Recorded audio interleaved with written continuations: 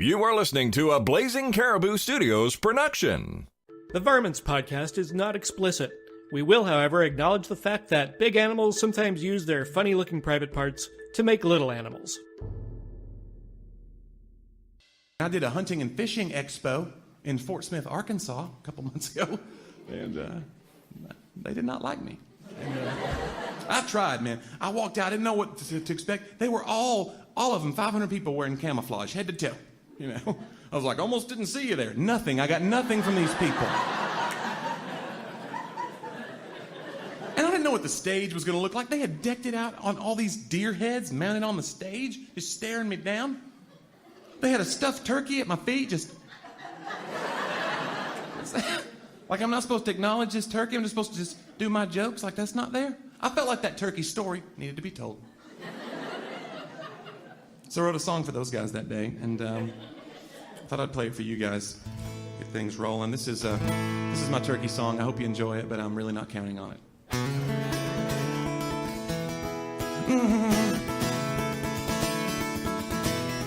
Yeah. Ah! He's got a gun! The next song I want to do.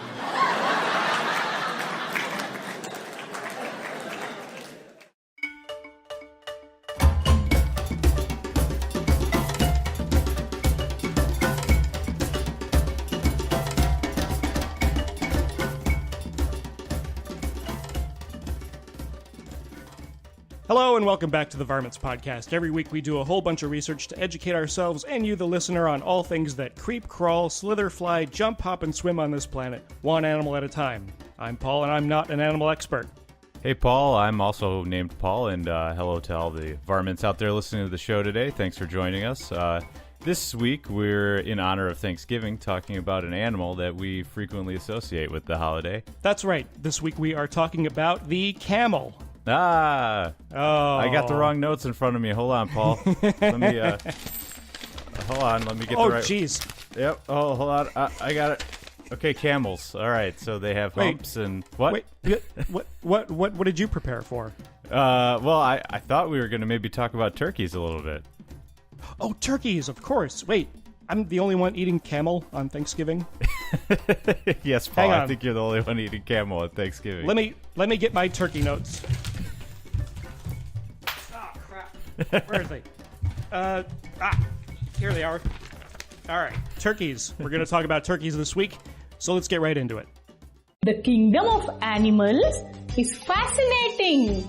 Now I'm going to tell you about their behavior and living pattern. So come on! What in God's holy name are you blathering about? And we're back. Hey, we're talking about turkeys this week, as we said, and thank God there's only like 2 different kinds of turkeys in the world. Well, I guess when you say 2 different types of turkeys, are you referring to wild turkeys and domesticated turkeys, or?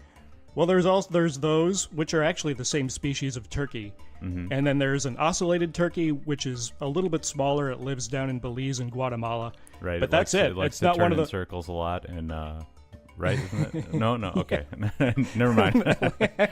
You press the button on it, and it spins back and it spins. forth. Yeah, exactly. I like it when we talk about an animal that doesn't have like 12,000 different species of that animal. Yeah, because this one's only 2. A lot of times when you're looking at an animal that has a lot of different species, you can make an entire show off of each individual species. So this one is kind of straightforward. And if we're talking about a turkey, you're going to know what we're talking about. Yeah, exactly. They are native to North America. Right, yeah, they're one of the proud native animals of North America. I'm glad to be in a country that has turkeys. They're named Turkey after the country of Turkey. People mistakenly believed that merchants from Turkey brought the birds over on boats. You know, us being from the United States, we think English is the only language in the world, right? So, so English-speaking people definitely went with the turkey name. But actually, a lot of other European countries actually thought that turkeys came from India because they were brought over from the New World after Christopher Columbus thought that he landed in India and then came back. So some languages call it turkey after the country Turkey, and some of them call it something like India or bird of India or whatever, based after the country India, which is where they thought they had come from, which is not even a fact. Oh, okay. Yeah, I didn't know that. Yeah. a male turkey is frequently called a tom or a gobbler because of that cool noise that they make, the noise. It sounds kind of, if you play World of Warcraft, they sound a little bit like a murloc. Oh, yeah, I want to talk about that noise a little bit later on. Okay, we'll bring that up later. That's a good teaser. Paul, I think everybody kind of knows what a turkey looks like. What does a turkey look like, in case one of our listeners is living under a rock and has never seen a turkey? All right, so a lot of us know what turkeys look like. They're birds, so they have wings, and they're feathered, and the male turkeys have like really brightly colored feathers in general. Female turkeys are pretty boring looking. They're brown and gray and dull. They're not too exciting. Yeah, when you see a picture of a turkey with all the stuff hanging off its face and the big old feathers, that's generally a male turkey. Right, and that big old stuff that's hanging off his face is a fleshy caruncle, which that's what they call that fleshy bit, and it's called a wattle. Right, so. That's kind of a thing that's really common in like pictures of turkeys and stuff. You see that red thing hanging off of its jaw, and it's a wattle. So it's named that because when they move their head back and forth, it goes waddle, waddle, waddle, waddle. Yeah. So they have other caruncles besides that's such waddles. A gross word. Yeah, it is. But I mean, it's also gross to think of what it is. Oh, it's just a fleshy growth that hangs off of their face. Okay. Yeah. So they have another caruncle called a snood, right? Right. And if you ever see a turkey and you see that they have like the one fleshy bit that's kind of hanging over their beak, that's the snood. One of the things that the snood does is it lets other turkeys know if that turkey is, excited. Yes. Right. Size matters when it comes to the snood. Yeah. So what it does is when a turkey gets excited, the snood fills up with blood and becomes more brightly colored, and that's what it does. So I'll just leave that with you guys, and you can think about that for a little while. Yeah, nice big snood means you're getting all the ladies. Yeah, imagine if you had a snood. It'd be very you wouldn't be able to hide it, right? Going back to mating, sorry to get so sidetracked. No. I was really excited about the snood. The turkeys are very promiscuous, I guess. They one turkey, many partners, basically. The male turkeys try to mate with as many turkeys as they can, and they have like a display that they call strutting, where they kind of puff out their feathers and they drag their wings on the ground and go around and go gobble gobble gobble, and their snood gets all big, and then they try to get with all the female turkeys. So going back to that picture of the turkey with the fluffed up feathers and the tail all kind of spread out and everything, and the stuff on its face, you're basically looking at a picture of a horny turkey. Yeah, basically. A turkey that's ready to mate. The typical turkey that you see in all your Thanksgiving stuff, all your cards and, Yep. Yeah. That's a dude turkey that's ready to make little turkeys. Yeah, exactly. Hey, ain't nothing wrong with that. Be proud. Domesticated turkeys and wild turkeys are actually the same species of turkey. Sure. But domesticated turkeys are a result of selective breeding. Right. So, you want to have a lot of meat on your turkey, right? So you can feed more people. So you try to, breed the biggest turkeys and, get a big turkey. Yeah, not only the biggest turkeys, they are bred to have larger breasts. Right. But because they're bred to have larger breasts, that makes them very top-heavy and unable to fly, and therefore kind of easier to catch. Yeah, right, because I don't know if we actually spoke about this, but wild turkeys can actually fly. They can fly like a quarter mile easy, so... oh, yeah. Yeah, they like to stay close to the ground, and when a predator attacks them, they usually start running away on foot before they take off, but yeah, they can actually fly. They can, and they spend the night up in trees. Right, exactly. So that predators can't get to them. But domesticated turkeys cannot fly, exactly. Or they can fly very, very short distances. They're also bred to have shorter legs. Yeah. So every reason for selectively breeding domesticated turkeys are basically to make them easier to catch and kill. Yeah, exactly. That's good for farmers because you don't want to be trying to hunt your livestock, right? I don't know if turkeys count as livestock. I don't really. I should ask a farmer what goes into what category, but You don't want to have to hunt your livestock is the point. You want to just be able to, grab them and get them ready and ship them out, right? So, pretty much. Yeah. They're also bred to have white feathers. Yeah, I guess I didn't hear that part. So, do you know why they're bred to have white feathers? Yes, because the dark feathers of a wild turkey actually discolor the skin. Oh, that's interesting. So there's like some melanin at play there. Yeah, if you were buying wild turkeys in the store, the skin would be all mottled and dark, and it would look ugly, and it probably wouldn't sell that well. But because domesticated turkeys have white feathers, that skin is that nice, even flesh-colored. I hate that word, flesh, but you know what I mean. Yeah. Turkey skin. Yeah, that's kind of one of those things about people, right?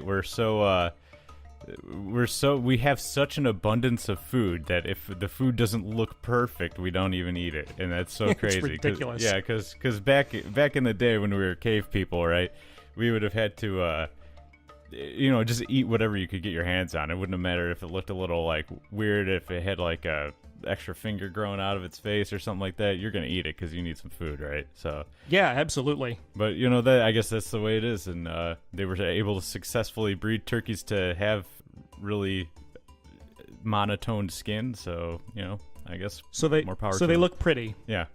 One more thing are the spurs. They have these big, hard spurs on the back of their legs that they use for self-defense against predators and also people. Right, yeah. Well, their number one predator is people, so... Yeah, and I was reading a thing on NPR that says that wild turkeys that get accustomed to suburban life apparently start to see people as other turkeys. Oh, that's weird. Yeah, and then they'll display aggressive social behavior in an attempt to establish kind of their turkey dominance. Wow, that's awesome. Yeah. We don't have too many urban turkeys in Chicago, though, but that's pretty cool. Yeah, it's apparently it's up in the Northeast, and turkey attacks on people are getting more and more common. just like the world's fighting back, man. The thing I read too is if you're being attacked by a turkey, the best thing to do is hit it with a stick. Well, thanks for that information. And that solves the problem right there. So just hit it with a stick. Okay, that's my solution to most problems, actually. My computer isn't working. Hit it with a stick. Oh, hey, look, it turned on. Okay. Do you have anything else on turkeys? No, that's facts or figures or anything? They're delicious animals, but they're not that exciting. They're pretty straightforward, so I think we pretty much covered everything I was going to talk about. All right, well, let's get into pop culture, and we'll do that right after this. Hey, are you a jock that likes comics? Are you a nerd that likes comics? Do you feel left out sometimes? Well, then we've got the show for you. I'm Imran. And I'm Anthony. He's the jock. And he's the nerd. And we host the Jock and Nerd podcast at jockandnerd.com. If you're looking for fun, entertaining, laugh-out-loud geek chat over all the latest Marvel, DC shows and news, visit jockandnerd.com. Full spoiler podcast, lots of swearing. You're such a jock. You're such a nerd. Oh, come on. Shut up, nerd. Okay.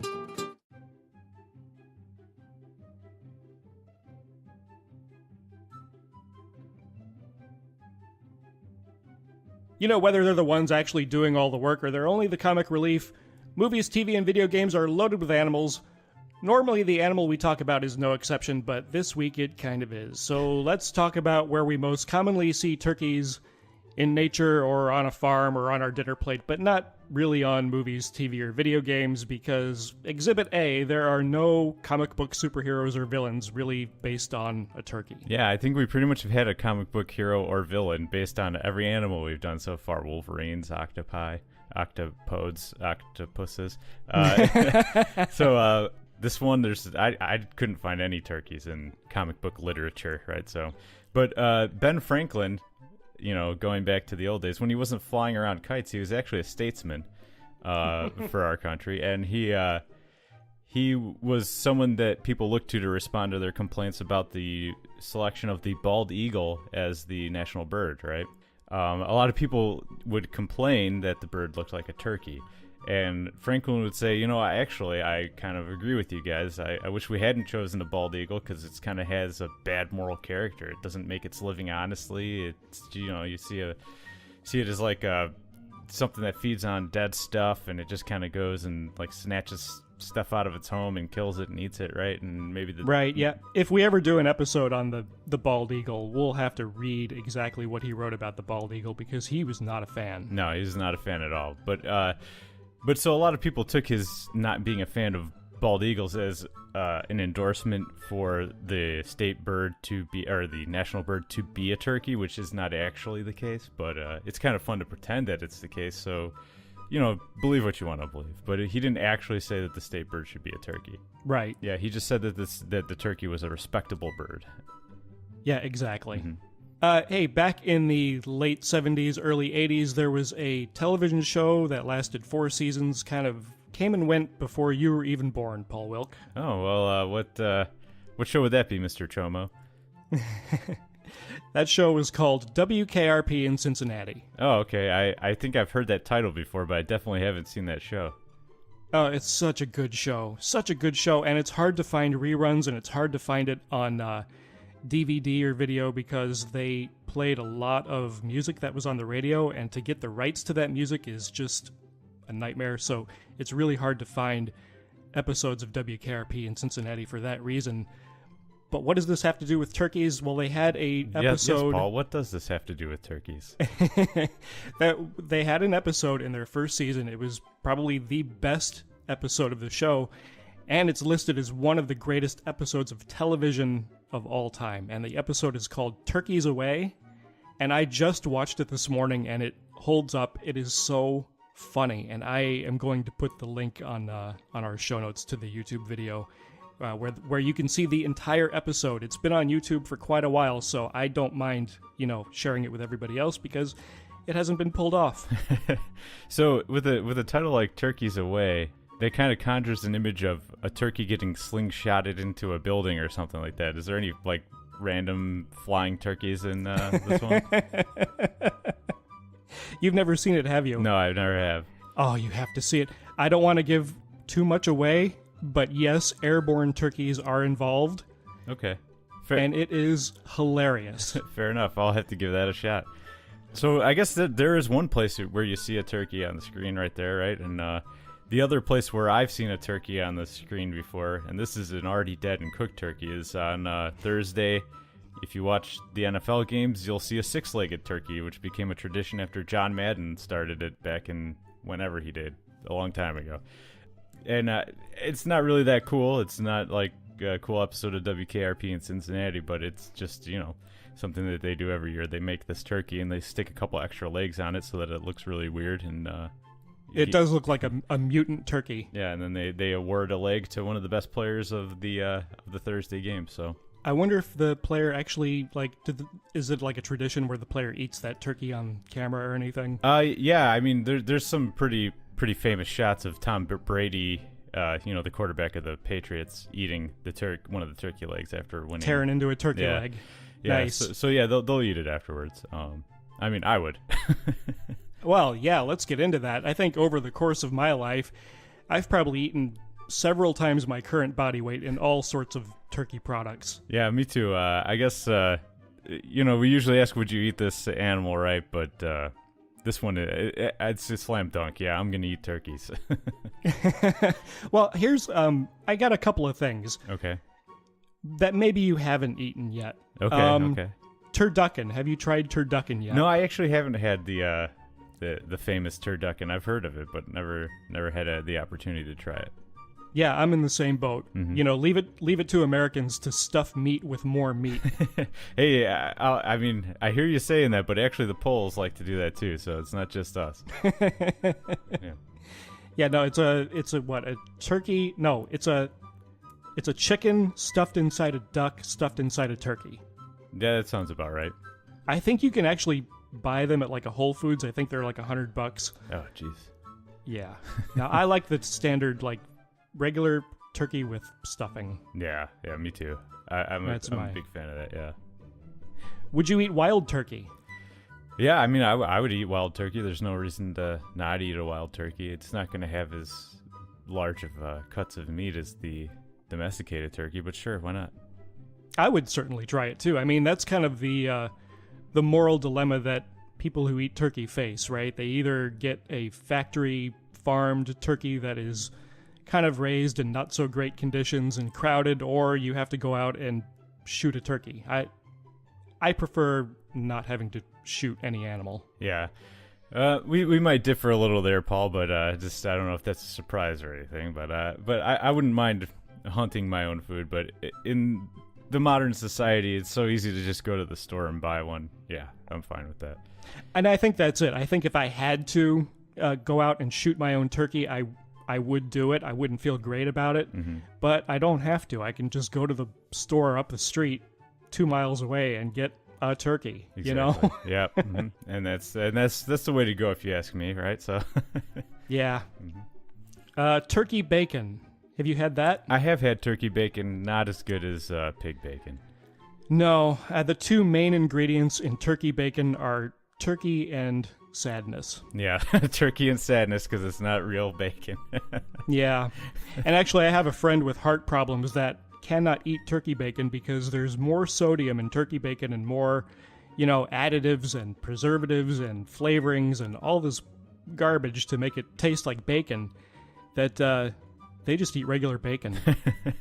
Yeah, I mean, it's naturally preserved by the pig's fat, so, And one more thing about eating turkey. There's a myth that the tryptophan in turkey makes you sleepy, and you have a big turkey dinner, and you go out and you into the living room, and you turn on the TV and watch a football game and pass out because of all that tryptophan in the turkey, right? Yeah, I'm glad you mentioned that was a myth, too. Yeah, it is. There's just a tiny little amount of tryptophan in the turkey. The thing that is making people pass out is sitting at the dinner table and eating an enormous amount of calories and carbohydrates and sugars. Add to that any travel you might have done to get to your turkey dinner. Add to that the sometimes stressful encounters that you have with your family members around that time of year, around the dinner table. Like the family members that like to talk about politics. Oh, God. Yeah, I don't fortunately have that problem. Yeah. But, I sometimes you add in... Yeah, do you? Yeah, but I avoid it. Okay, so anyways, back to turkeys. No, that's fine. Any person is going to be tired under those circumstances, and it doesn't really matter what you eat. You're probably going to go in the other room and want to pass out. Yep. Especially if you're having a little bit of wine or something like that with dinner. Yeah, that stuff makes you tired anyways. On a scale of 1 to 10, turkeys, what do you think, Paul? How smart are they? I'm going to go ahead and say 1. They're probably about as dumb as you can get. Yeah, I don't know. What do you think, Paul? I couldn't remember what we gave owls. I think I gave owls like a 2. Yeah, I would say an owl's smarter than a turkey. Why would you say that? Because, I don't know, I just think of turkeys as the dumbest animals that ever lived. I think they look dumb. Now, you know what? You're right. They're pretty dumb. Yeah, they are dumb. I'm going to stick with my 2, okay. but they're pretty dumb. There's a myth that turkeys will drown by staring up into a rain shower and staring up into the sky and then drowning. Yeah, I mean... And that's actually false, even though there are some people who swear that it's happened and they've watched it happen. But you don't get a myth like that, though, by being intelligent. That's true. Yeah, I'm just saying, man. Yeah, turkeys are dumb. Yeah. Mm-hmm. They are delicious, though. Yeah, I will eat turkeys every Thanksgiving. Just by way of maybe a little end note to this episode, here in the United States, we have what's called daylight saving time, and it is over with. It's been over with for about a week. And now at about 5 o'clock, 5:30 in the evening, it gets dark outside, and people tend to get a little bit depressed this time of year. And I've had a rough couple of months, too. I'm not going to get into it, but what I've been going through the last couple of months. Mm-hmm. And so I'm driving on my way home last night from work, and it's getting dark. And I'm thinking about this episode of Turkeys. And so I turn my radio down because I'm all alone in my car, and I just start gobbling like a turkey for no reason. I just start going... Right? Right. I did that like 2 or 3 times, and I'm sitting there cracking myself up. So this is the message I want to give people. If you are suffering from depression or anxiety, definitely get professional help. Find someone to talk to. Get help for that. Don't just sweep it under the rug. Don't ignore that. But in the meantime, if you're not feeling good about yourself, I want you to pause this podcast, and I want you to gobble like a turkey like 3 times in a row. Just go. Man, you have nice. Great form there, too. Let me try. I don't think I'm as good as you are. A little bit more high pitch. Let's do it together. 3, 2, 1. Yeah, I swear to God. I don't got it, man. You got it. If you're all alone in your car or in your house, I swear to God, just gobble like a turkey a few times and you'll temporarily feel better. Yeah, it definitely will. That's great advice, Paul. So you got anything else for turkeys this week, Paul? No, that about covers it this week. All right. Well, thanks everybody for listening. The Varmints Podcast is produced by Paul Chomo and Paul Wilk. Technical support by Matthew Chomo and me, Paul Wilk. And all the music you're listening to is by Kevin MacLeod. So go to blazingcariboustudios.com for links to the audio and our show notes. And we're on Twitter and Instagram at Varmints Podcast, all one word. We're also now on YouTube, so if you search for Varmints Podcast, you can subscribe to our channel, and you can watch the amazing artist Phil Rood draw turkey as you listen to this episode. And as always, we're at varmintspodcast@gmail.com for your questions, comments, stories, and suggestions. We'd love to hear from you. Thanks again for listening. We'll talk to you soon. And until next time, be nice to animals. Bye.